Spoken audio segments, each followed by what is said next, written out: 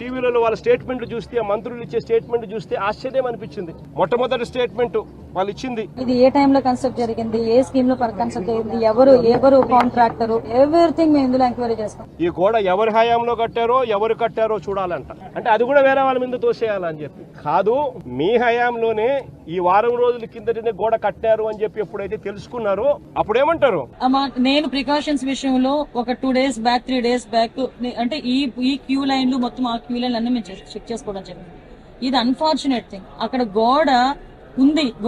ఆ గోడ పిల్లర్ తో కట్టాడా, సిమెంట్ తో కట్టాడా, బ్రిక్ తో కట్టాడా అన్నది ఎవరు కూడా మేము చూసుకోవడానికి మాకు. గోడ అనేది పిల్లలతో కట్టారో, సిమెంట్ తో కట్టారో, బ్రిక్స్ తో కట్టారో అనేది మాకు తెలియదు కదా అంటారు. మరి తెలియనప్పుడు మంత్రుల కమిటీ కింద ఎందుకు వచ్చినారు ఇక్కడికి? ముందస్తు ఏర్పాట్లు చేయడం కోసం. మరి ఎందుకు వచ్చినారు? మరి మీ సమక్షంలోనే మీరు ముందస్తు ఏర్పాట్లు చేస్తూ ఉన్న పరిస్థితుల మధ్య ఈ గోడ కట్టడం ఎందుకు చేశారు?